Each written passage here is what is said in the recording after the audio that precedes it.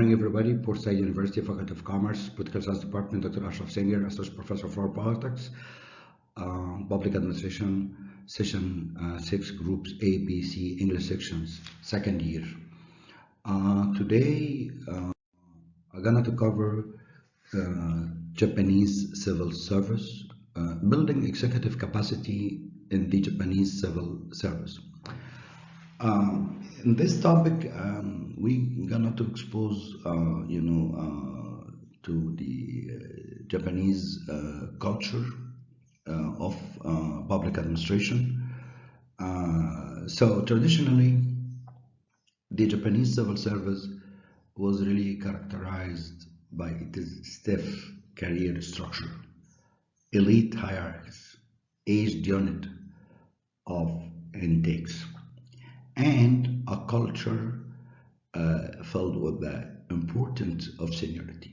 So basically, Japan, as any country in East Asia, traditionally they respect, the senior guys, and they have very rigid, very strong hierarchy of running, the public administration or running bureaucracy. More recently, it has been challenged with demands to modernize the service by placing greater emphasis on management, executive leadership, innovation, thinking, and problem solving, promotion by merit, gender equity, and more open mind.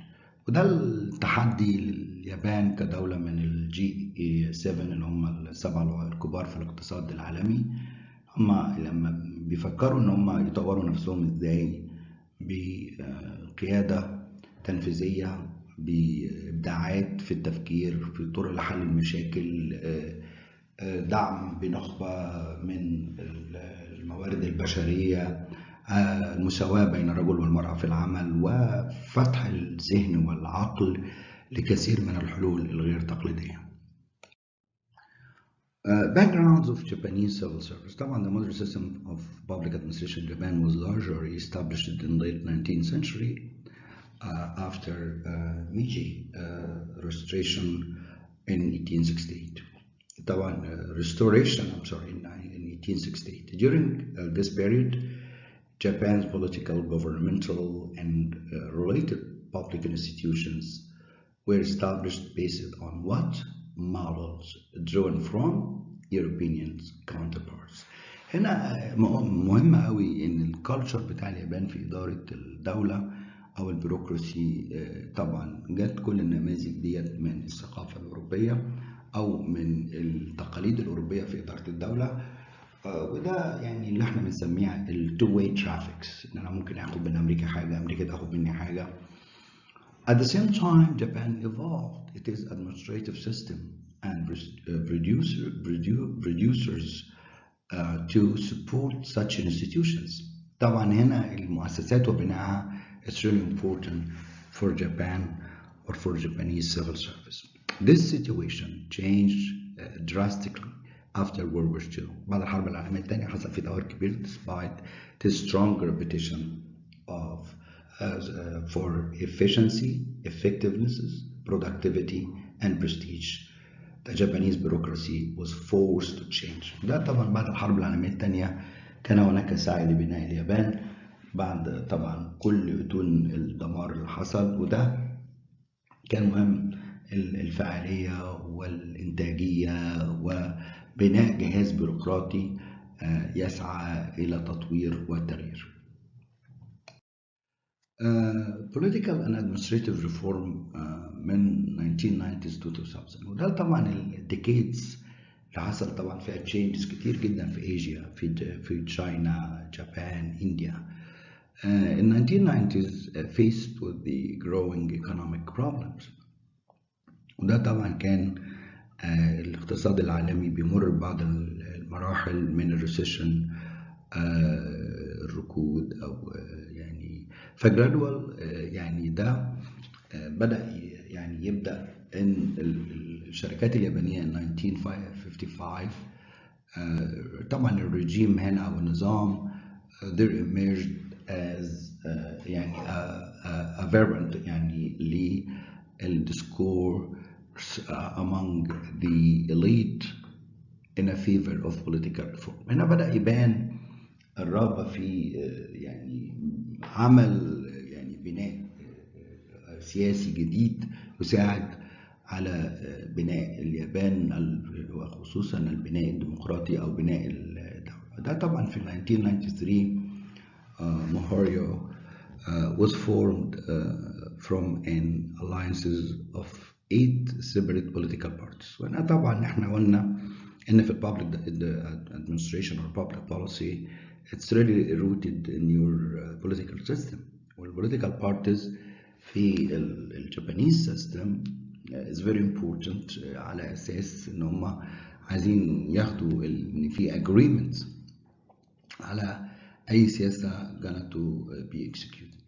This government was actually the first not to include the LDP since the establishment of 1955 system. وده اللي هو البروجرام اللي اعتمدته اليابان لتطوير الحكومة. political and administrative reform طبعا كان فيه plans that include restrictions on donation to political parties, increase public subsidies. وهنا برضو يعني they were really interested in stopping يعني lobbying أو impact on public administration through the political parties. وده عشان يقدر يعمل control harsher the penalties for corruption and proposal for electoral reform. However, the government lasted only until April 1994, having achieved only part of its electoral reform agenda. طبعا يعني كل cabinet or government يعني can't really achieve يعني this goal completely. الجابانيز legislators طبعا التشريع الياباني طبعا approved the policy evaluation act اللي هو يعني مشروع لتقييم كل سياسة in 2001 which introduced a performance management system اللي هو ال PMS.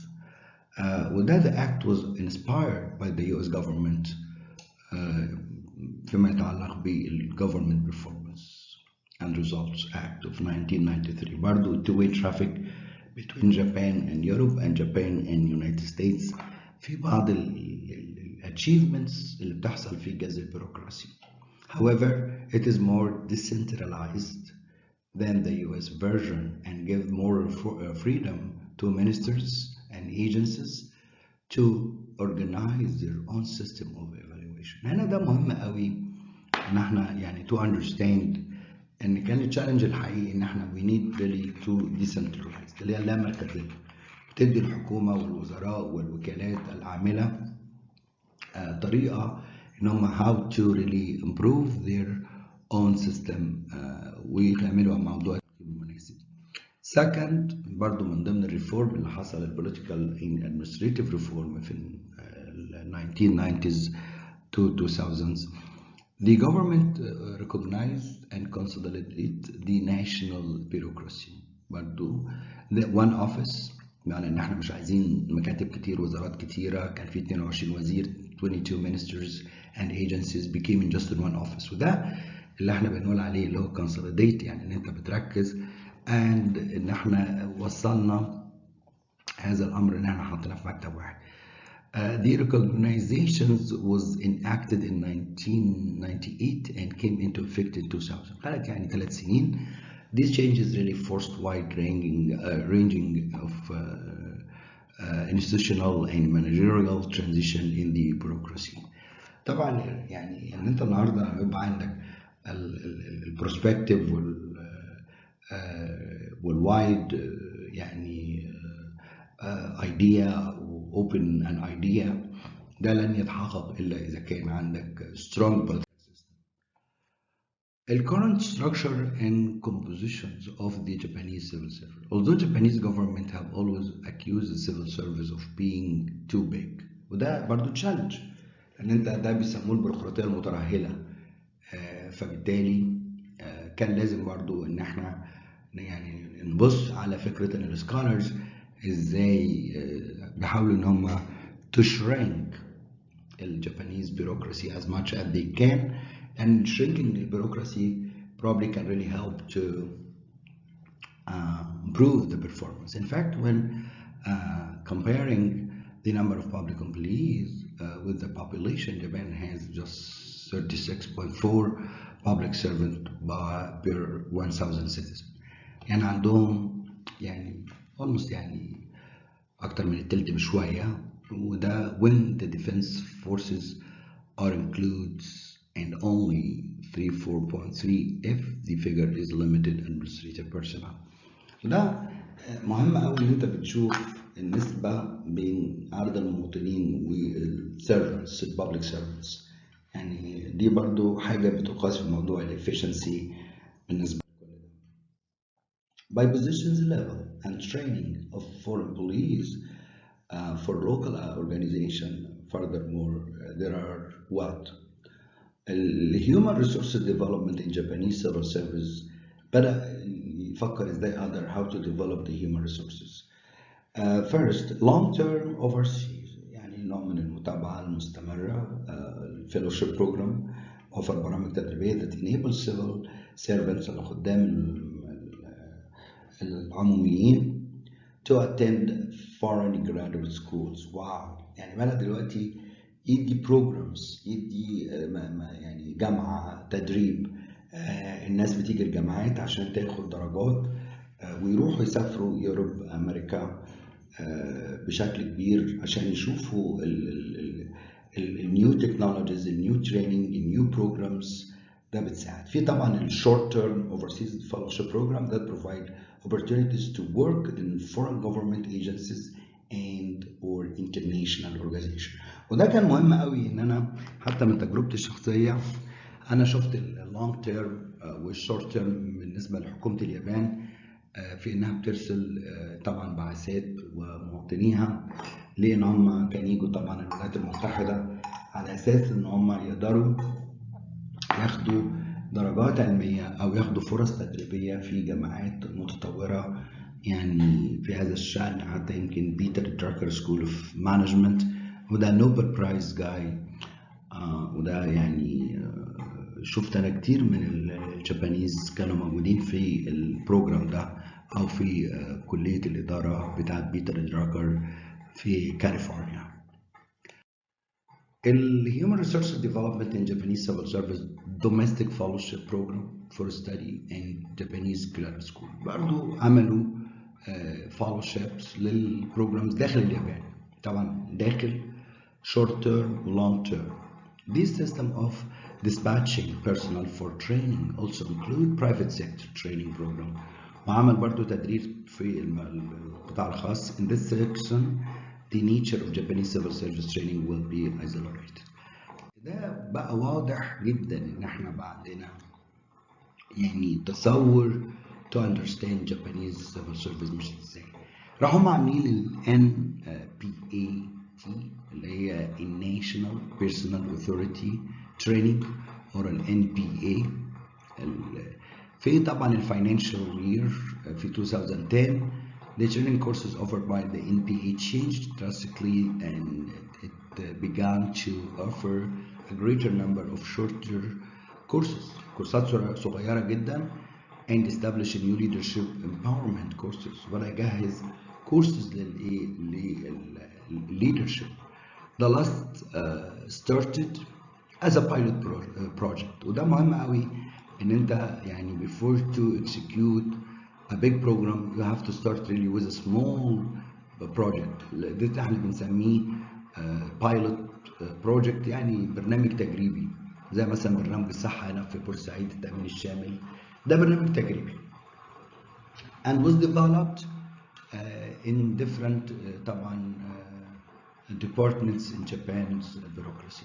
In 2012 recruitment and selections procedures for national civil servants changed drastically أيضا, also because the experts meeting recommendations and the new training program were designed to accommodate these changes. وهنا بقى بنلاقي في 3 principles guide the new train. في 3 حاجات مهمة جدا حتى وانت رايح تاخد برنامج تدريبي لازم تاخد بالك من الاستراكشر بالنسبة للتريننج. انت رايح ليه؟ هتاخد ايه؟ هتستفيد منه في ايه؟ هو هنا وضح حاجة، قال لك أول حاجة إن أنا بعمل الميوتشوال ألاينمنت، إن أنا بتفرج على السنجرز والبارتيسيبيشن أورينتد للكريكولم that places emphasis in group discussions. يعني أنا يبقى عندي في ديبيت عشان لما يبقى عندي مشكلة لازم يكون في جروب ديسكشن، مش جاست إن أنا one way أنا عايز two way traffic، طريق رايح جاي. The way that is we can really understand, the issue, the way that we need really to engage in this issue between the leadership and the people, and also exchange of options and opinions relating to the policy issues and specific measures of each government sector and ministry. ده مهم قوي. A wide variety of exchange between different areas, encouraging broader points of view through knowledgeable lectures capable of discussing up-to-date topics. ده اللي احنا بنعمله. حتى يمكن في مادة البابليك administration يعني I'm interested in bringing the most updated topics that can really help you guys to understand what is going on not only in Egypt but all over the world, and demonstrating and awarenesses of problems. وده اللي احنا بنسميها ثقافة التعلم أو التدريب من الآخرين، كيف حل مشاكل. Participant oriented training conducted through retreat training at a facility distant from the workplace to facilities multi-faceted exchange and mutual understanding. ودي مهمة قوي ان يكون البروجرام فيه ازاي بقدر اتعامل مع التدريب حتى لو في مكاني ممكن اخد تدريب في مكان تاني. ده عن طريق طبعا التكنولوجي والفاسيلتيز، وان احنا يبقى عندنا فيه فهم للموضوع بشكل كبير. Civil service reforms reform personnel for the recruitment and selection system. وده مهم قوي وانت بتوظف لما بتبقى الهيد of recruitment department في your company or your firm. There are various factors that force the government to reconsider the existing recruitment system. فكان لازم يجيبوا افضل الناس. كل الناس ممكن تبقى خريجة تجارة انجليزي، لكن مين اللي هيقدر يشيل مسؤولية بنك أو مسؤولية شركة بشكل كويس؟ فلازم أعمل السلكشن للاتش ار بشكل كويس. هنا أول حاجة fall introduction of HRM based on ability and performance. لازم أتفرج على إنه عنده القدرة إن هو يقدر يطور والأداء بتاعه كويس. A new examination system، بعمل نظام الامتحانات في الانترفيو to guarantee diverse channels of recruitment عشان يبقى التوظيف مش جاي من one channel different channels فأنا أقدر أختار mix أو أقدر a new examination system to evaluate the planning skills of candidates. عايز أشوف عنده skills متطورة إزاي. for new examination methods to evaluate candidates logical thinking، التفكير المنطقي، application skills وتطبيق التطبيقات المهارات اللي عنده دي ازاي، and planning and presentation abilities. وده لما كنت انا بقول لكم سنه اولى وسنه ثانيه اعملوا برزنتيشن، لان ده بيساعدك في المستقبل ان انت وانت رايح تعمل الجوب انترفيو ونجاحك الحقيقي ان انت تاخد الوظيفه. 5 fair and neutral examination. ولازم الامتحان طبعا ما يكونش مصمم لطبقه معينه او لناس متخرجين من مكان محدد، ولكن should be fair. يعني السلايدز قبل الاخير discussions and reform personal proposal for civil service training system.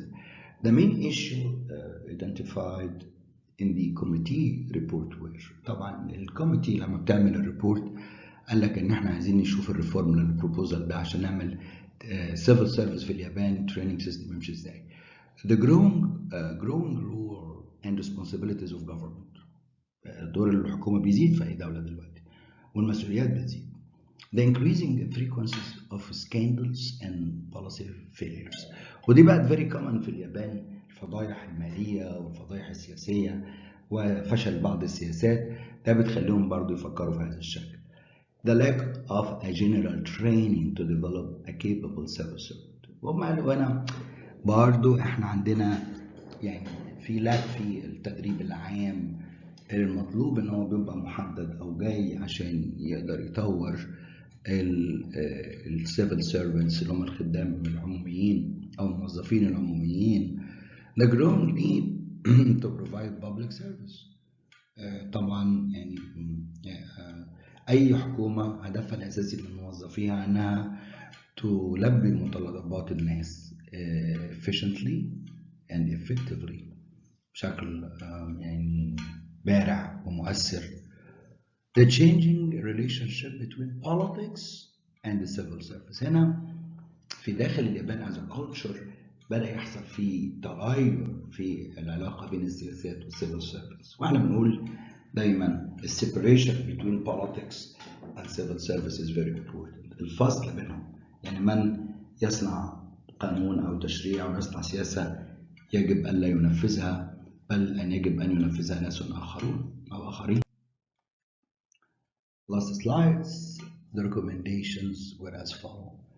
Empower leadership, especially among senior managers. Need to strengthen the generic capacity building. Improve the ethical attitudes. وأنا ده من تطوير المفاهيم الأخلاقية والمبادئ of tax managers and experts in other professional fields. وبالنسبة للناس اللي بتجمع الضرايب والموظفين بيشتغلوا في قطاع الضرايب.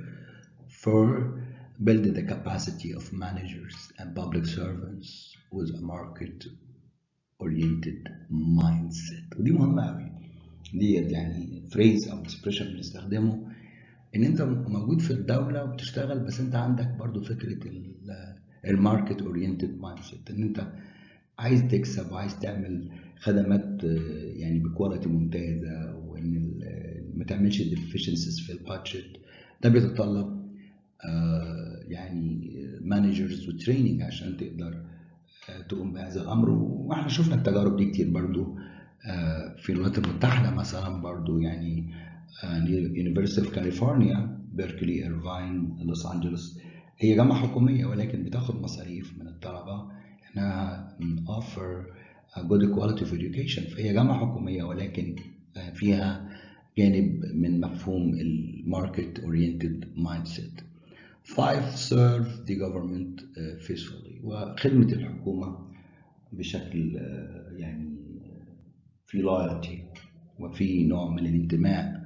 6. Develop a broad world view. لازم أكون شايف العالم. Problem solving capacities, or the way that I need really to see that analytical skills in public servants. ودي مهمة قوي ان انا اقدر اعمل ده. دي recommendations اتعملت، وانا افتكر الريكومنديشن ديت pretty general، ان احنا we can really imply and يعني all of these recommendations for any public administration system or any bureaucracy. Thank you so much. Enjoy the rest of the day and expect the next lecture will come soon. Thank you.